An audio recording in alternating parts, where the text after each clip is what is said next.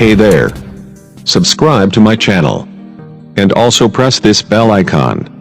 So you never miss any new updates. संत कबीर से प्रश्न पूछा गया है कि जिंदगी कैसे जीना चाहिए। तो कबीर साहब कहते हैं, कबीर जब हम पैदा हुए जग हंसे हम रोए, ऐसी करनी कर चलो हम हंसे जग रोए, हम हंसे जग रोए।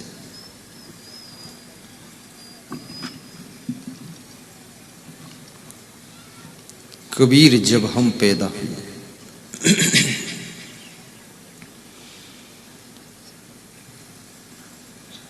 जीने की कला, जन्म की शुरुआत, जिंदगी की लंबी यात्रा, जीवन का समापन कैसे होता है। कबीर साहब कहते हैं, जब तुम्हारा जन्म होता है उस समय तुम रोते हो,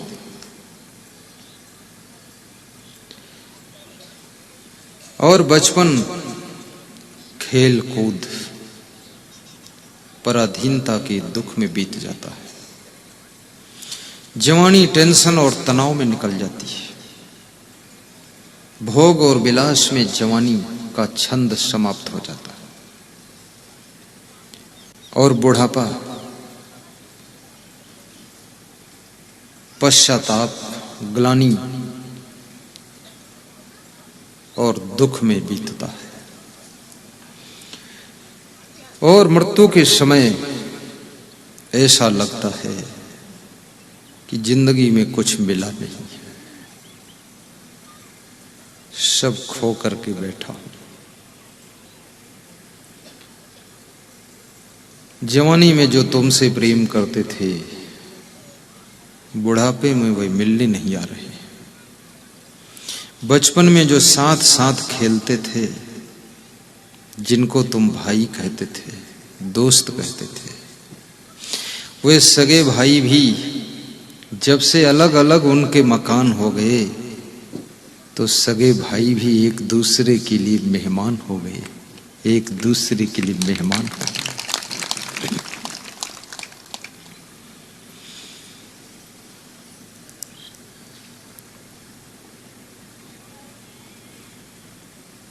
मृत्यु का क्षण पीड़ा से भरा रहता है। कबीर कहते हैं, जन्म तो रोते रोते तुमने लिया था, लेकिन अब इस रोने से शुरू होने वाली जिंदगी को योग्य बनाना और योग्यता का प्रयोग करना, तब रोना हंसने में बदल सकता है। दुख के कांटे सुख के फूल कैसे बन सकते हैं। सबसे पहले आप उस योग्य बनिए, शारीरिक, मानसिक, बौद्धिक, आर्थिक, सामाजिक, समस्त योग्यताओं को हासिल कीजिए।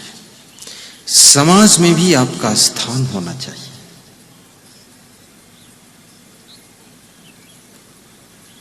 आपकी बौद्धिक क्षमता का भी सही प्रयोग होना चाहिए। आर्थिक स्थिति की योग्यता भी ठीक ठाक होना चाहिए, और आपके मन की दशा भी अच्छी होनी चाहिए, और शरीर भी आपका स्वस्थ और सुडौल होना चाहिए।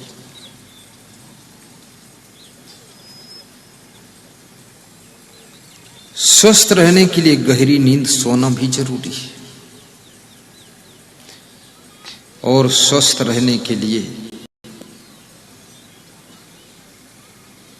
प्रसन्न रहना भी जरूरी है। और प्रसन्न रहने के लिए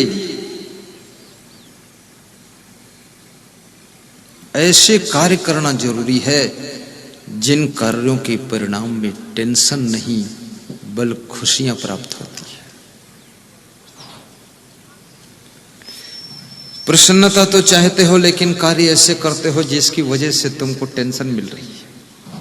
चाहने से केवल प्रसन्नता नहीं मिलेगी। चाहते हो खीर पूड़ी खाना हो, खिचड़ी भर का काम नहीं करते हो, खीर पूड़ी कहां से मिलेगी?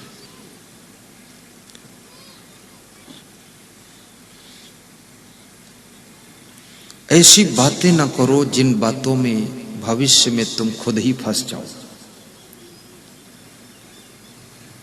ऐसे कार्य ना करो जिन कार्यों के कारण तुम्हें अपमान भोगना पड़े। और कभी कभी ऐसा होता पूरी जिंदगी में तुम अच्छा करते हो लेकिन फिर भी कोई आपदा आ जाती है, समाज की ओर से, गांव की ओर से, बीमारी की ओर से, रिश्तेदारों की ओर से, कुल कुटुंबियों की ओर से। कोई ऐसी समस्या, कोई ऐसी आपदा आकर के तुमको घेर लेती है, तुम्हारा मन दुखी हो जाता है। लेकिन ऐसी परिस्थितियों में धैर्य से काम लीजिए, कुशाग्र बुद्धि से रास्ता ढूंढिए, संघर्ष करने के लिए स्वयं को तैयार कीजिए। डरने से, घबराने से समस्याएं बढ़ सकती हैं, घटने का नाम नहीं लेंगी। छत्तीसगढ़ प्रदेश में छत्तीसगढ़ डेंटल केयर राजधानी रायपुर में हॉस्पिटल है। डॉक्टर रवि उसके मेन डॉक्टर है। 4-5 मंजिल का ऊंचा हॉस्पिटल है। एक एक दांत का अलग अलग 32 डॉक्टर रहता है। बहुत डॉक्टर है, हमारे बहुत प्रेमी है वे। तो इस साल मिले तो कह रहे थे गुरुदेव एक आदमी ने मेरे ऊपर मुकदमा लगा दिया है, 3 दिन तो नींद नहीं आई है। तो हमने कहा डॉक्टर साहब फिर क्या हुआ? बोले 3 दिन के बाद आपका ज्ञान याद आ गया। तो हमने सोचा जो होगा देखा जाएगा और मुकदमा लड़ना शुरू कर दिया। तो हमने कहा अब क्या हुआ? बोले अब 3 महीना हो गए, मुकदमा चल रहा है। अब जैसे हॉस्पिटल रोज सुबह खोलता हूं, रात में बंद करता हूं, हॉस्पिटल चल रहा है, ऐसे मुकदमा भी चल रहा है। वो दिनचर्या में आ गया है, अब कोई तकलीफ नहीं। कुछ ऐसी समस्याएं हैं तुम्हारी जिंदगी के जो दिनचर्या बन जाएंगी। और जैसे तुम सवेरे उठ करके स्नान करते हो, कुल्ला दातुन करते हो, कपड़े बदलते हो, इस तरह से उनका भी समाधान करते चलते रहना पड़ेगा। ऊबिए डूबिए मत, घबराइए मत। इसलिए किसी विचारक ने कहा है कि स्ट्रगल इज ए लाइफ, जिंदगी एक संघर्ष है। और आपकी जिंदगी ही नहीं, भगवान श्री राम की जिंदगी बहुत बड़ा संघर्ष थी। भगवान कृष्ण की जिंदगी में संघर्षों का तांता लगा हुआ था। पांडवों की जिंदगी में संघर्ष ही संघर्ष थे। राजा हरिश्चंद्र की जिंदगी में कितना संघर्ष था, डोम के घर पानी भरना पड़ा। ये दशा हो गई राजा की, और वो भी विश्वामित्र के कारण। कुंजी और लगाम, ये कहानी सिखाती है कुंजी और लगाम थोड़ा संभल कर देना किसी को। राजा हरिश्चंद्र ने दिया था कुंजी और लगाम, तो डोम के घर पानी भरे थे। लेकिन शायद राजा हरिश्चंद्र अगर सत्यवादी न होते तो आज इतिहास में उनका नाम समाप्त हो गया होता। और इस संघर्ष की ज्वाला के बीच में वो गुजर न पाते तो राजा हरिश्चंद्र का नाम आपके दिलों में याद नहीं आता। सत्य की राह पर चलने वालों में हरिश्चंद्र का नाम लिया जाता है और दानियों की श्रेणी में राजा कर्ण का नाम लिया जाता है और धनुषधारियों की श्रेणी में अर्जुन का नाम याद किया जाता है। और याद रखना भाइयों बहनों, और जिंदगी जीने की कलाओं में सबसे कुशल संघर्षों में सफल होने वाले व्यक्तियों में भगवान कृष्ण का नाम लिया जाता है। कृष्ण ने बहुत कम लोगों को अपने हाथ से मारा है और जिनको मारा है उनको तारा है। कृष्ण बहुत ज्ञानी थे, बहुत बुद्धिमान थे। राम वो भी बहुत बुद्धिमान थे। कबीर साहब महाबुद्धिमान थे।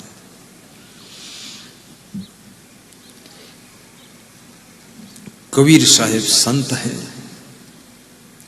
राम और कृष्ण ये सदगृहस्थ है, महान भक्त है। कबीर जब हम पैदा हुए जग हंसे हम रोए, ऐसी करनी कर चलो हम हंसे जग रोए। ऐसे कार्य करो जिससे तुम हंसते रहो। और जीवन में खुश वही रह सकता है जो दूसरों को खुशियां दे सकता है। जो दूसरों की खुशियों को छीनने का प्रयास करता है उसकी खुशियां तो कुदरत छीन लेती है, और दूसरों की जो सुविधाओं को छीनता है उसकी सुविधा अपने आप डिस्टर्ब होने लग जाती है।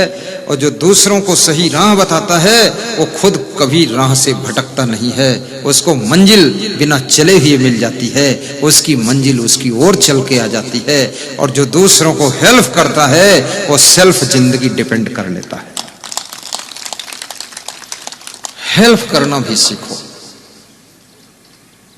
किसी की जिंदगी के लिए जैक बन जाओ। रिश्ता और संबंध, प्रेम और मित्रता कठिन परिस्थितियों में इनकी परीक्षा होती है।